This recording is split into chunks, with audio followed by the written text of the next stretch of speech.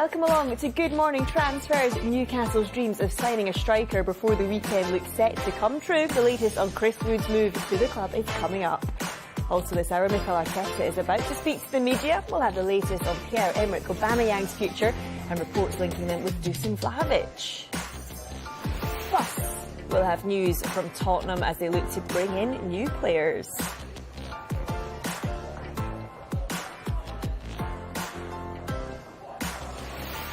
And a very warm welcome to those of you watching on the Sky Sports News YouTube channel, and also a big welcome this morning to Anton Toulouet, Mark McAdam and Shabana Hurd joining us on the Good Morning Transfers panel. Lots to get into this morning. Strikers seems to be the theme once again in this transfer window. We're going to start talking about Arsenal. We are going to be hearing live from Mikel Arteta shortly, so stay with us for that. We know that they're interested in one of the most sought-after strikers, Erling Haaland, but also in Fiorentina striker Dusan Vlahovic. Mark, where are Arsenal with this one? Yeah, like you rightly say, Joe, strikers are at the top of most people's lists in the Premier League at the moment. They get paid the most money, they cost the most, but that is where you win games with goals. Right, Arsenal. They have a strong interest in Fiorentina striker Dusan Vlahovic, who is 21 years old. I think everyone knows that Premier League clubs are looking for young players that they can mould and shape and develop and then sell for 5 times what they paid for them. When you look at his goal-scoring record this season, 23 goals in 29 appearances for club and country. Of course, it plays for Serbia. That is something that gets the mouth watering. Particularly if you're an Arsenal fan, you want goals at the moment. But in terms of the deal, it's very difficult to do within this January transfer window because it's a huge deal. Potentially could be a huge deal financially. Therefore, you don't have much time to make these things happen. So therefore, it is a huge challenge for Arsenal if they want to get this one over the line in this window. But he's certainly a player that if he doesn't move in this window, we'll be talking about throughout the course of the summer. In terms of Fiorentina, they are well aware that he has entered the final 18 months of his contract.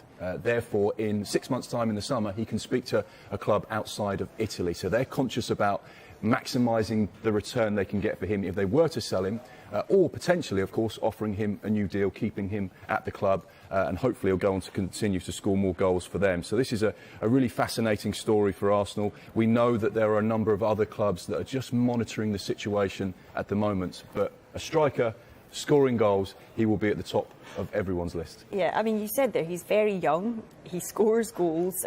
Anton, I was reading some quotes and things. He has got a little air of arrogance about him, is that fair to say? Absolutely. I think he could have an absolutely huge impact on the Premier League, personality-wise, as well as with the goals that Mark was talking about. Look, but I also think it's important to remember that Fiorentina, we're not talking about the great Fiorentina team of old. This is a team that finished 13th in Serie A last season, and yet he scored 21 goals in the division last season, and he's got 16 so far this season, so he's clearly probably going to stay fit, going to top that if he stays at Fiorentina this season. So that's really, really impressive for someone that only turns 22 this month. He's kind of arguably the most complete striker in the division. He scored goals from inside the box, set pieces, can score from outside the box, holds the ball up. So there are those kind of comparisons with Zlatan Ibrahimovic, and again that goes back to the personality too. We had Nicky Mandini and Mina Rizzucchi on yesterday, our Italian football experts, and they're saying about his intensity. He's the first one in training, but if he makes a bond with a coach like he has with Vincenzo Italiano at Fiorentina, then that only bodes well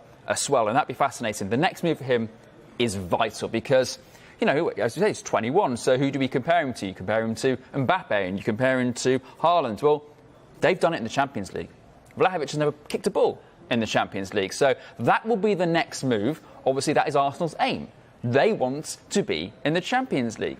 And also, Vlahovic wants a club that is going to progress. If it's not going to be a top club, if it's the next tier down, then, OK, can I be the centre point? I am the guy. I want to prove I'm the guy. Well, are Arsenal going places? And they can point to Bukayo Saka, Emil Smith-Rowe and various other players they have at the club and say, this is where we're going. So they might be able to sell in the project, but they need Champions League football to have a better chance of signing Dusan Vlahovic either now or, more likely, in the summer.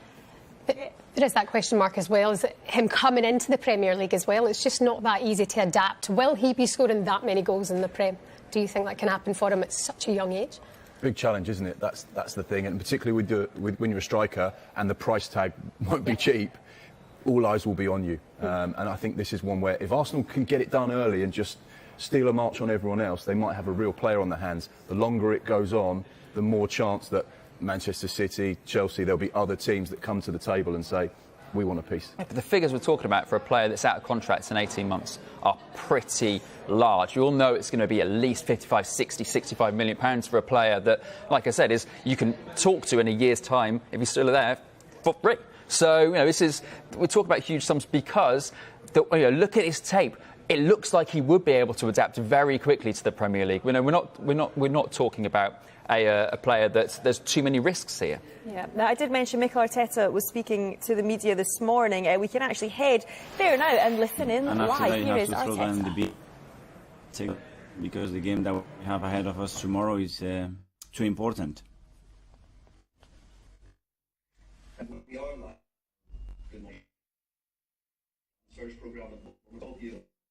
Yeah, sorry, we are going to bring you that, just having a few issues on the technical side of things, but we will get back to Arteta as soon as possible.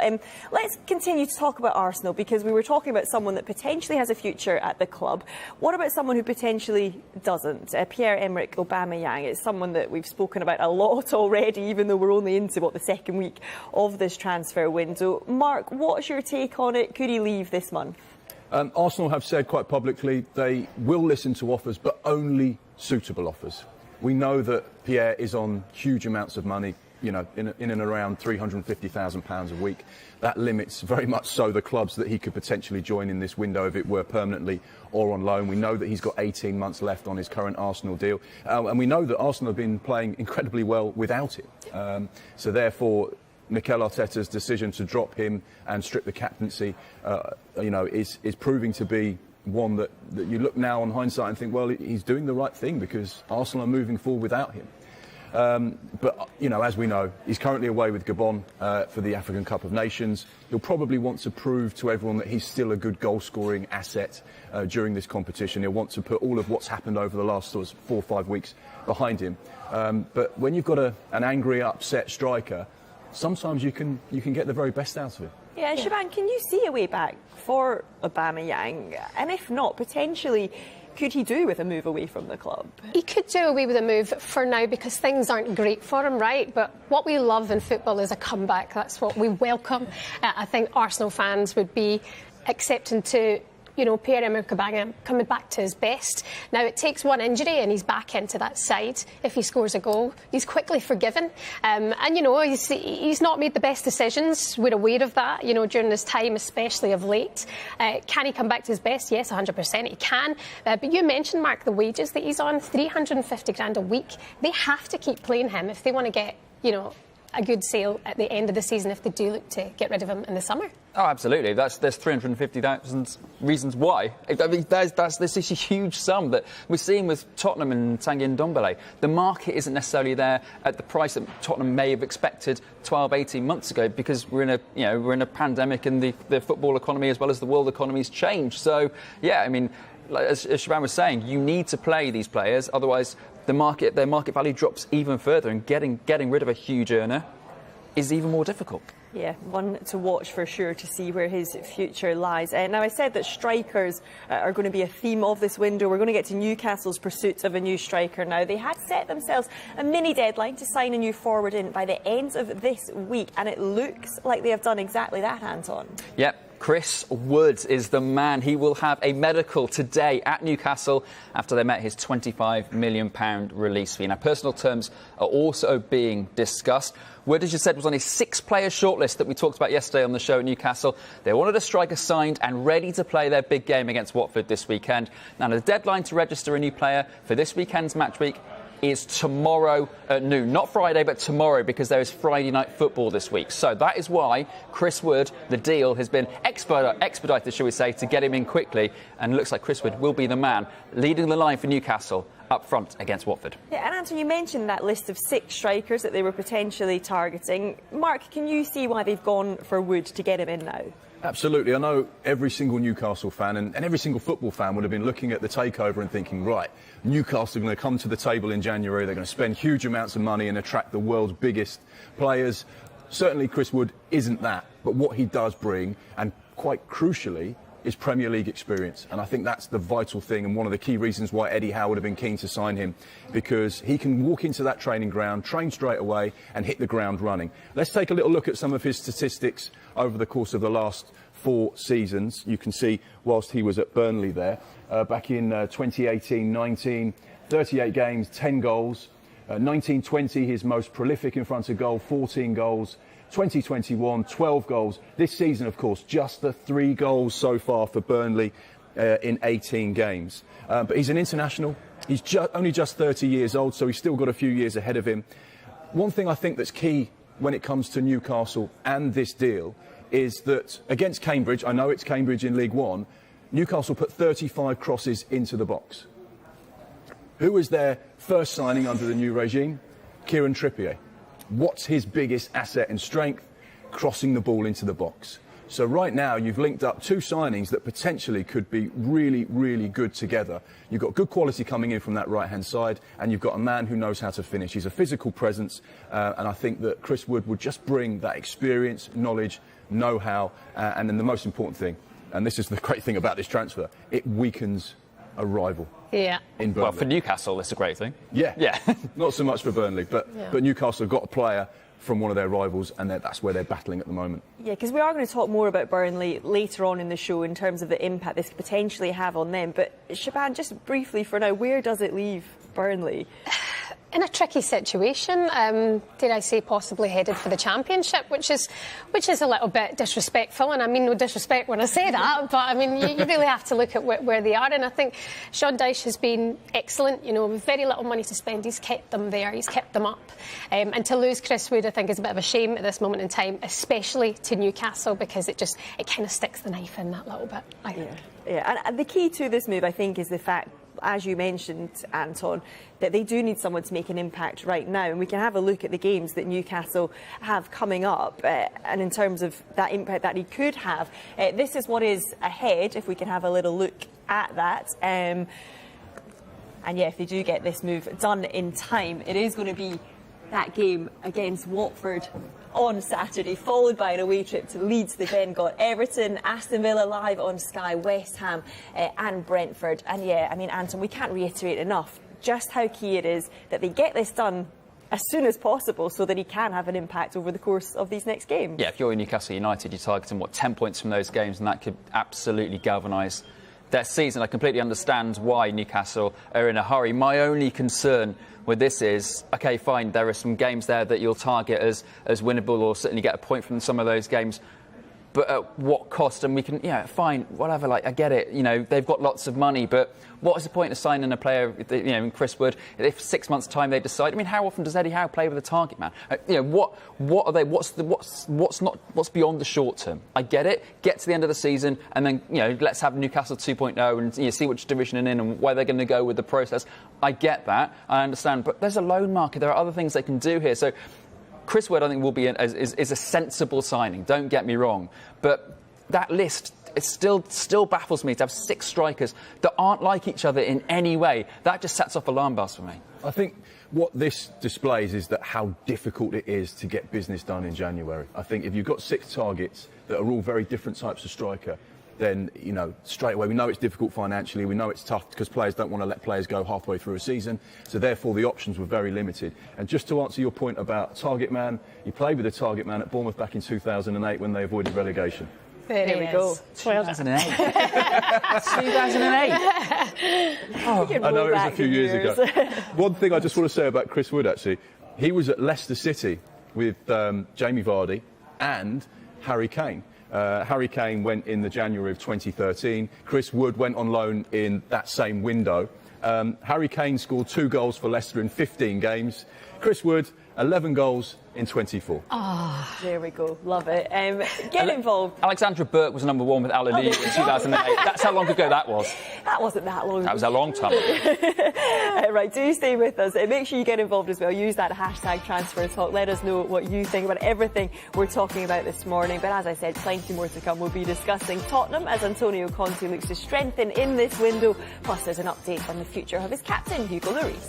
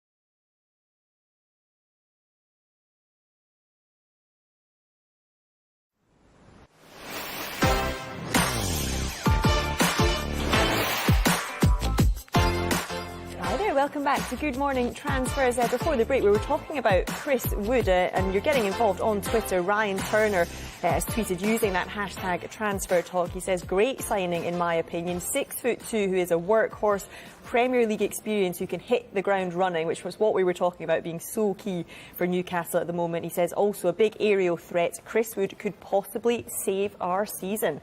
So yeah, that's the thoughts of Ryan Turner. Do make sure you get involved. Hashtag transfer talk. I'm very pleased to say we're now joined by someone who can discuss all the big transfers across the Premier League as well as the WSL with us this morning. It is Telegraph Sports' Fadumo Alo. Fadumo, great to speak to you this morning. We'll start in the Premier League and we'll start with Newcastle. We were just talking about him. Chris Wood set to have that medical today. The club knew they wanted a striker in time for Saturday's game against Watford. How do you see this one? Will he help them avoid relegation this season?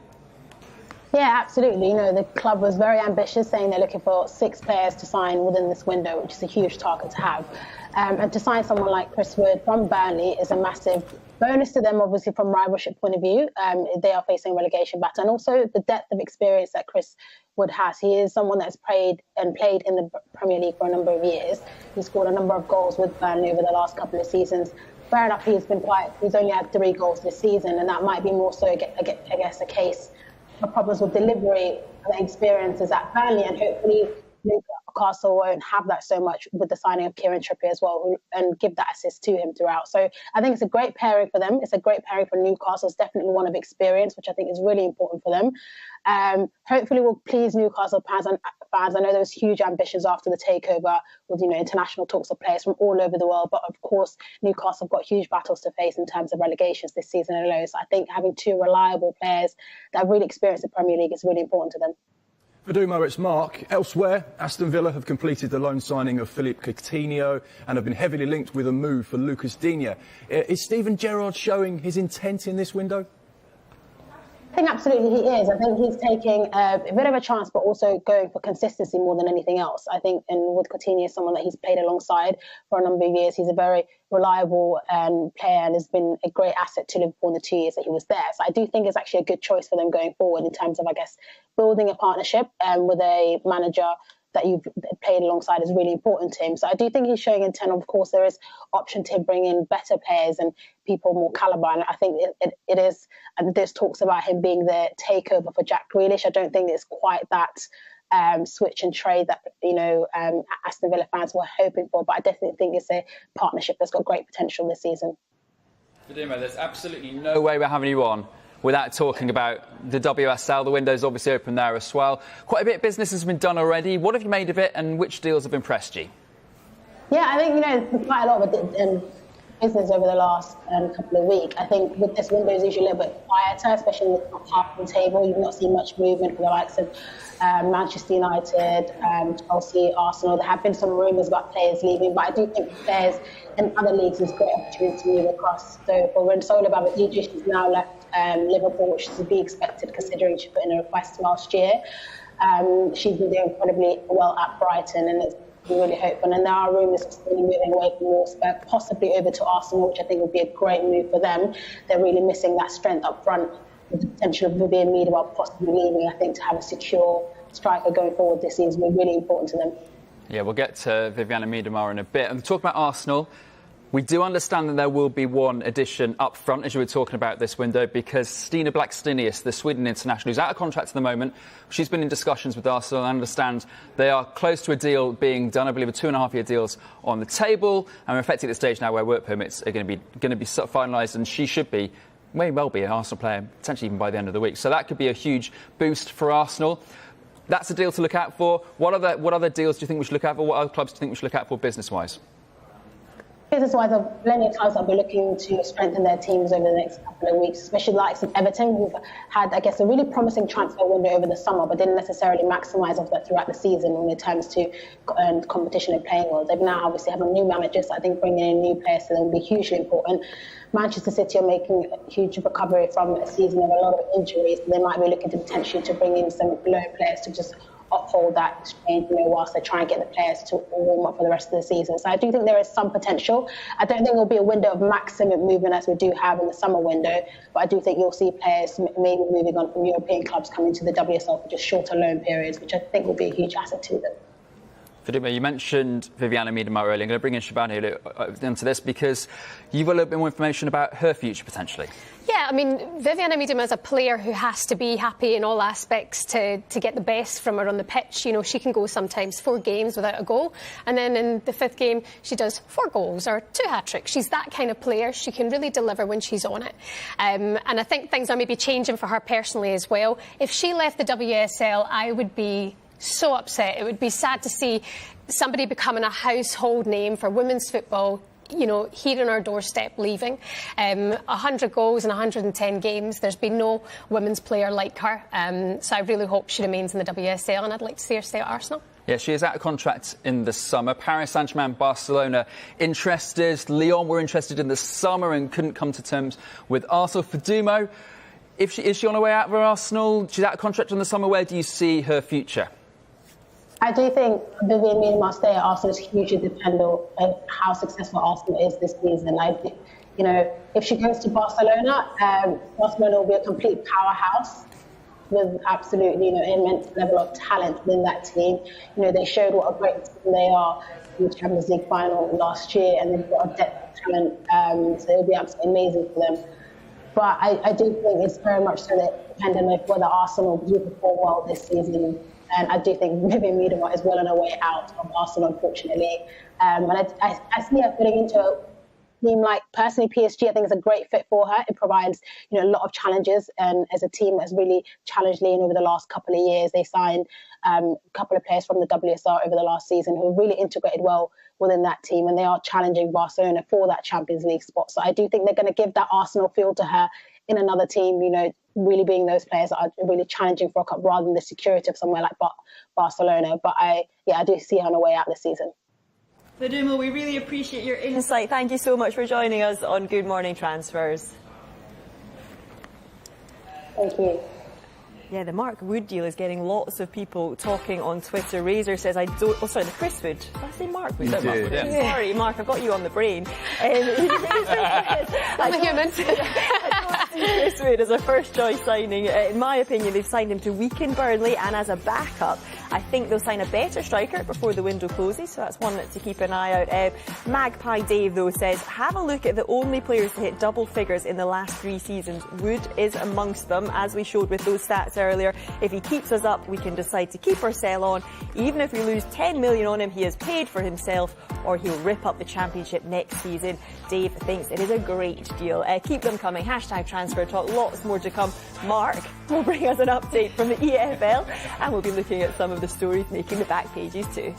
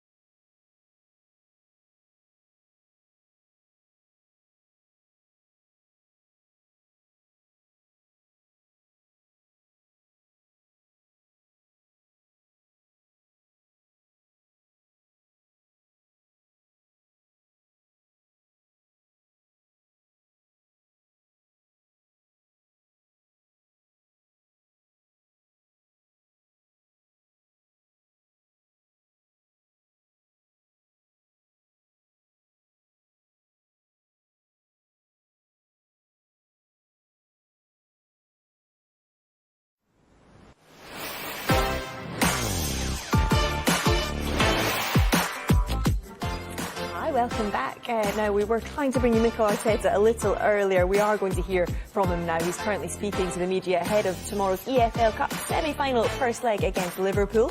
The Arsenal manager suggested Eddie Nketiah would stay at the club this month, but was tight-lipped on links to Fiorentina striker Dusan Vlahovic, although he did have this to say when asked whether his side may look to improve their squad this month. Historically, this club has always been targeting the best players in the world, and the best players in the world, they were always interested to come here. And I can say that that situation hasn't changed. So every time I have spoken to any player, they were so willing to come. I haven't faced any other situation, and that's one of our biggest powers and our capacity to get the attention of people to come and join our club is something that is a big advantage for us. So there you go, that's the latest from Mikel Arteta, who was speaking to the media this morning. We'll bring you more of that throughout the day on Sky Sports News. But now we're going to head into the EFL to see what moves are happening up and down the country as managers desperately try and strengthen in this window. But this section isn't done in the usual way of a press conference, as you just saw. No, I message managers direct on WhatsApp to get the very latest. Let's start in the Championship. And the last thing you need when you're out walking your dog is to be bothered by me talking about transfers. Well, sadly, that's what happened to Russell Martin, but thankfully he replied. Here's what's happening at Swansea. Hi Mark, hope you're well. Russ Martin from Swansea City. Quick update on our January window so far. We signed Andrew Fisher yesterday from MK Dons, a goalkeeper the coaching staff all worked with before, obviously, and someone we really like, so great to get that one over the line. Stephen Bender, our current goalkeeper, went out on loan to Peterborough as well on the same day, which will be a really good move for him and for Peterborough, I'm sure. In other news, we are waiting patiently, and hopefully we'll have some news very soon on a replacement for Ethan Laird. Ethan obviously got called back by Manchester United last week and went back out on loan to Bournemouth. So we've been working hard to try and replace him, and hopefully we'll have some news on that very soon. Fingers crossed. But it is the January transfer window, so who knows. Apart from that, lots going on in the background, as always, and we just have to wait and see what happens in the next week or two. Cheers. The Swansea Tourist Board will definitely be using that video, very picturesque. Moving on to League One now, and Plymouth boss Stephen Schumacher has seamlessly taken over since Ryan Lowe's departure to Preston. Argyle have won their last 2 league games, and at the weekend they beat Championship Birmingham City in the FA Cup. But what about new players? Here's Stephen's update. All right, Mark, hope you're well. Yeah, mate, we're looking to still try and bring a couple of players in January. We had a long-term injury to one of our defenders a couple of months ago, so that'll be an area that we'll be looking to strengthen, hopefully pretty much straight away. And then other than that, we will obviously need to add a few more players to the squad because we're a little bit light on numbers at the moment. If you look at our bench from Saturday away at Birmingham, we had 6 academy boys on the bench, which was fantastic to have them and great experience for them young lads, but we will need to add a little bit more depth if we want to continue to push towards the top end of League One. So yeah, we'll maybe get 1 or 2 more in. We haven't got loads of money, or we have to work within our budget. And if we can bring in a couple of players that, firstly, are good for the group, and secondly, will improve the team, then we will. We're conscious not to just bring people in just for the sake of it. So we're working hard, and hopefully we can get something done in the next couple of weeks before the window closes. So maybe 1 or 2 for Plymouth. And finally, we'll head into League 2 at the end there, and Bradford City. They've had the most draws in the division, but can a new signing turn 1 point into 3? They've been busy so far this window. Here's Derek Adams with his update.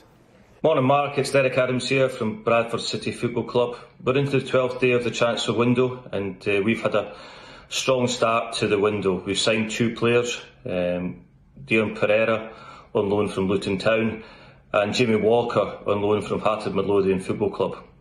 Both are attacking players, both can play in that number 10 position. They can play either off the left or the right, and they just add to the attacking options that we're trying to get in this transfer window. We are still trying to strengthen in the window, but on the 12th day to have 2 signings on board, we're delighted with, and hopefully they can make a really positive start for the second half of the season. Thank you.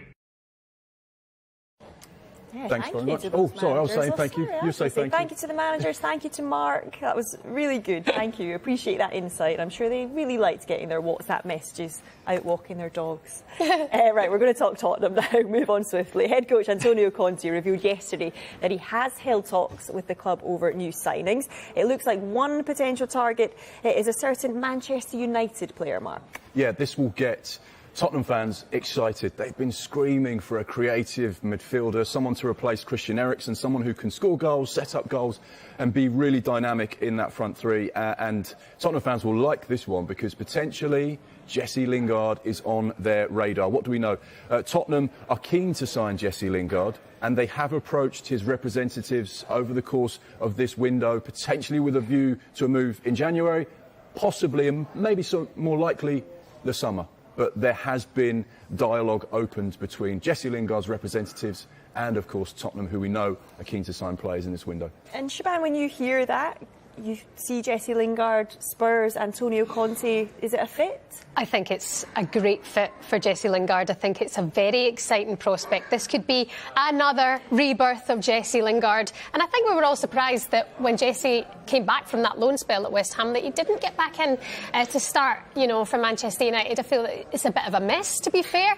He's only started twice under the new manager there. And to have 9 goals in 16 games and arguably be one of those players that took West Ham into Europe, he can do the business. He's a very creative player. He can bang the goals in for fun. And I think when you can see him happy, that's when you see the better footballer for Jesse Lingard. And the idea of him being such a talent, playing under a manager like Antonio Conte, I think is quite interesting to think about as well. Because if David Moyes can bring that out of Jesse Lingard, what can Antonio Conte do for him as well? What about West Ham, though? I mean, they haven't given up hope. Obviously, they tried to sign him in the summer and it didn't pan out that way. He's gone back to Manchester United. Look, we all know if he's available in a free in the summer. If he was available now, West Ham would go back in for him. So it's going to be interesting. Both those teams are targeting that 4th place in the Premier League. So is it going to be, do you know what, I'll see who finishes in the Champions League and I'll go to them. Because Champions League football is absolutely huge. It's when we talk about it all the time. It's a huge, huge factor in a player's decision. Yeah, looks like he's going to have some options anyway. I wonder about Tanguy Ndombele and the options that he may have. He didn't cover himself in glory with his reaction to being subbed against Morecambe. Anton, do you see him having a future at Spurs? He didn't. Yeah, it wasn't the most glorious sort of, thing I've ever seen on a football pitch. But our understanding is Ndombele was kind of had discussions with Tottenham about his future before that game, and there were discussions with other clubs in Spain, in France and Italy. So if I was told before going out in the pitch, by the way, we're not sure we need you, I might be a little bit moody. Yeah. If you told me, Anton, we think back to training you to this morning before I came on here, I'd be like, oh. You'd be like, all right, great. Actually. So maybe, I get there's always two sides to every story. And as far as we know, Ndombele is still happy at Tottenham and wants to play in the Premier League. So the problem is obviously the wages and it's the fee that Tottenham invested in. And the market is depressed, as we've mentioned previously, so it's not easy to get rid of high-earning players. It's not easy to get rid of players you spent a lot of money bringing to the club, so there would be an inevitable loss. No club's likes making a loss, especially Tottenham Hotspur. So Tottenham have got basically, if the manager really doesn't want Ndombele around anymore, then how much of a loss are they prepared to make either in the short term in a loan or long term if they really want him out permanently? Yeah, Ndombele made just 9 Premier League appearances this season, only once completed a full 90 minutes. It is understood that Tottenham would consider formal offers for Ndombele, Dele Alli as well as Matt Doherty this month. So let's talk about Dele Alli. Mark, is it fair to say that he's a player that needs to move away from the club? The curious case of Dele Alli, this is a player that exploded onto the scene and was instrumental in helping Maurizio Pochettino's Tottenham get into the top 4, play in the Champions League. He was a mainstay for England as well.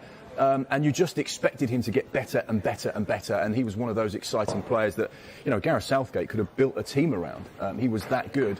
But over the course of the last couple of seasons, he's fallen out with managers. Things haven't quite gone to plan. He's found game time limited. And you get the feeling that now this is a situation, perhaps like Jesse Lingard at Manchester United last year. Yep. Go out on loan. Go and prove to everyone that you're still a quality player. you can still do it at the highest level.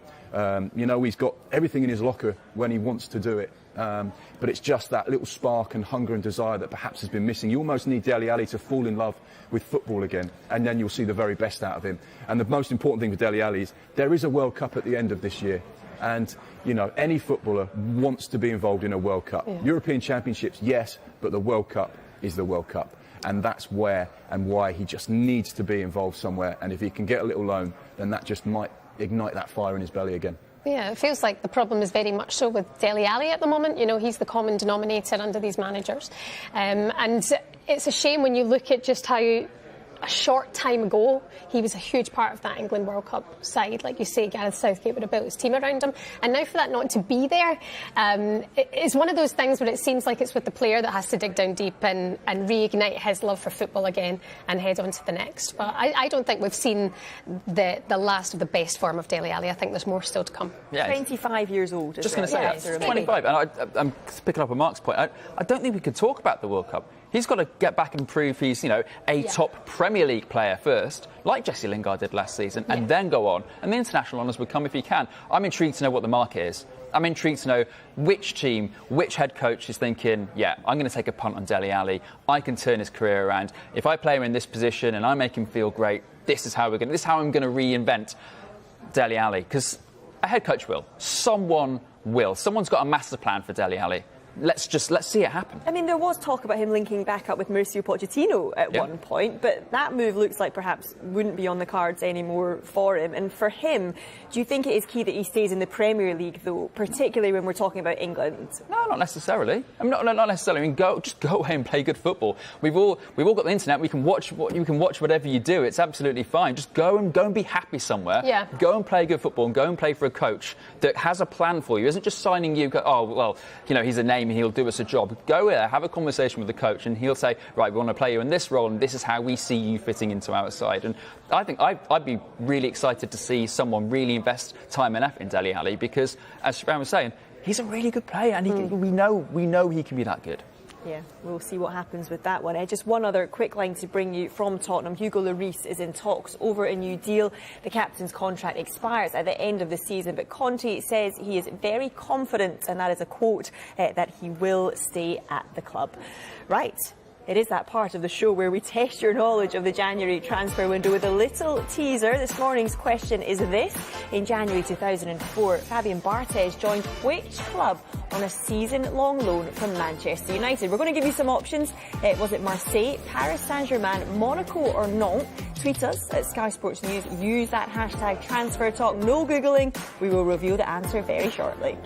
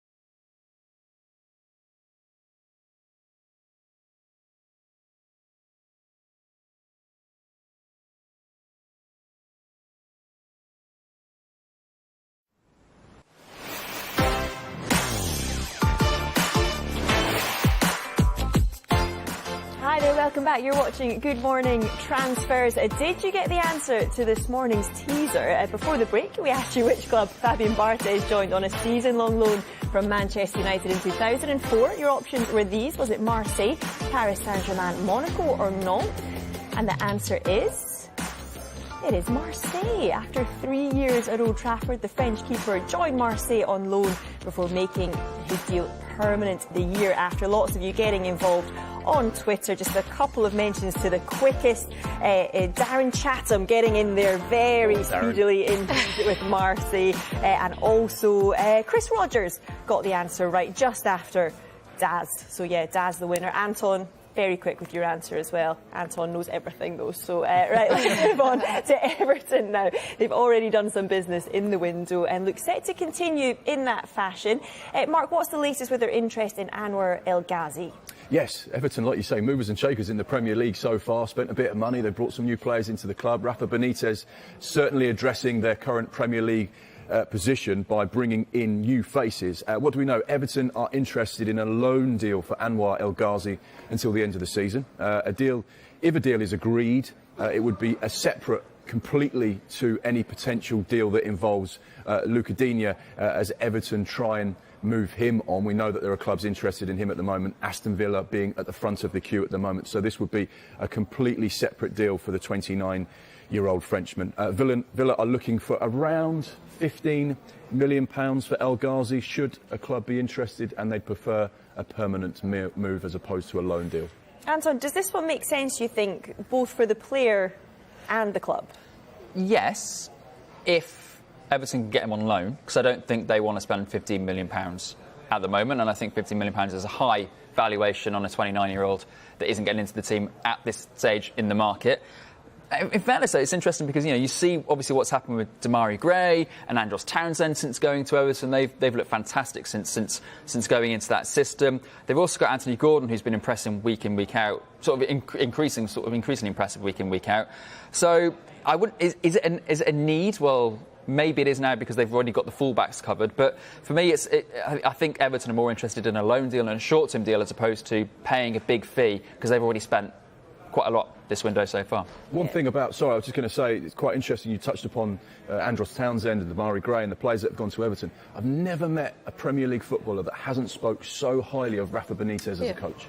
Everyone speaks so highly of him. He seems to get the best out of players, and he's certainly doing that at Everton at the moment, despite their league position. Yeah, I mean, what about Luca Digne? Because you mentioned him, Benitez perhaps not getting the best out of him, and he potentially could be going the other way to Aston Villa now, Mark. Almost contradicts. Yeah, I was going to say, he's not going to speak particularly well of him. No, there clearly has been an off-the-field issue there where they perhaps clashed. Aston Villa are in pole position, as I said, to try and sign the left-back, Luca Digne.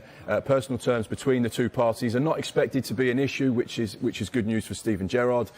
Everton have signed, like we say, Vitaly Myelenko, so they have brought in someone as a replacement already. But I think all eyes on that Luca Digne situation at the moment. It's only a case of when he moves, not if he moves. Yeah, and also to which club, because there was a number of Premier League clubs linked with him. It now seems that Aston Villa are the front runners. I'm just wondering, how appealing is Aston Villa now with Steven Gerrard in charge, Felipe Coutinho involved? Digne will look at that and think, oh, there's a guy I could link up with. I think every football fan, every football player at the moment is probably sitting thinking, right, what's happening at Aston Villa? Get me in there a little bit. That would be nice, and I imagine it's the same for Digne at the moment. Since he joined Everton in 2018, he's recorded more assists than any other Everton player, and he's really led that path for assists. Can you imagine that link up between him and Coutinho? Gerrard's vision, I think, would be he'd be rubbing his hands together. Aston Villa are definitely becoming a team to watch at the moment. Yeah, and finally, just on the Everton side of things, actually, a number of clubs interested in Mason Holgate. Anton, can Everton keep hold of him? They intend to. Yeah, there is interest from Newcastle, there's interest in France from Nice and Monaco. Trabzonspor also putting in interest, mainly on loan. But at the moment, Everton are keen to hold on to him. It's his preference to stay in the Premier League. So obviously, look, as far as I'm aware, it looks as though he'll be staying at the club. But it's interesting that he's been linked with so many other options. Yeah, and one of those is Newcastle, Mark. Yeah, interesting because there's been a long-standing admiration from Eddie Howe of Mason Holgate. There was a link many years ago when he was at Barnsley, I think it was, and there was a potential for a deal. So a player that Eddie Howe likes, has seen over the course of a number of years, and it doesn't surprise me there's a link there.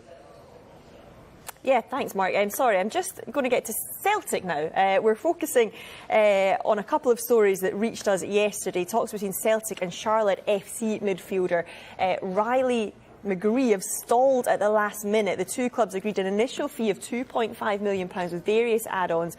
However, it is understood that discussions have broken down over personal terms. The player hasn't signed any deal yet, and Middlesbrough actually remain heavily interested in the Australian international. They believe they are still in the race. And another line from Celtic, Udinese remain keen on Celtic defender Stephen Walsh, but we understand they're unlikely to make an approach in this window. Shaban, does Celtic still have work to do then in this window? Definitely, when you look at the bench, they can be quite thin in areas, and that would be a concern for the fans at the moment. But under Ange Postecoglou, it's the all-out attack philosophy that I have to say he's nailing at the moment. You know, there was definite question marks over Ange Postecoglou coming in, not knowing much about him, coming from Australia. And the J-League that he's focused on in the moment is fascinating, because since bringing in Kyogo in the summer, Celtic they're playing exciting football, they're good to watch. He's brought happiness back to Celtic, and that's a key factor after last season. And we've literally got 20 seconds left. What's the feeling amongst the Celtic fans? Are they looking at these signings, particularly those from the J-League, and getting excited? I cannot wait for the 17th of January, the return of the Singe Premiership, because we're going to see, hopefully, these 4 Japanese players on the pitch at the same time. Kyogo's been outstanding. I can only imagine the link-up. And I think with Ange's vision, there's going to be lots of goals. And fans as well. And the fans are back. Exactly. It's been a pleasure having your company this morning, guys. Good Morning Transfers returns tomorrow from 9 o'clock. And remember, we are back in a couple of hours' time. That's at midday for more transfer news on Transfer Talk. There it is. Don't forget, there'll be a full roundup as well of the day's transfer stories at 5 o'clock and 7 o'clock tonight on The Transfer Show. Stay with us on Sky Sports News. Lots on the way. Joining Rob Watson is Mario Melchior and Curtis Davies. We'll also hear much more from Mikel Arteta as he discusses those transfer links.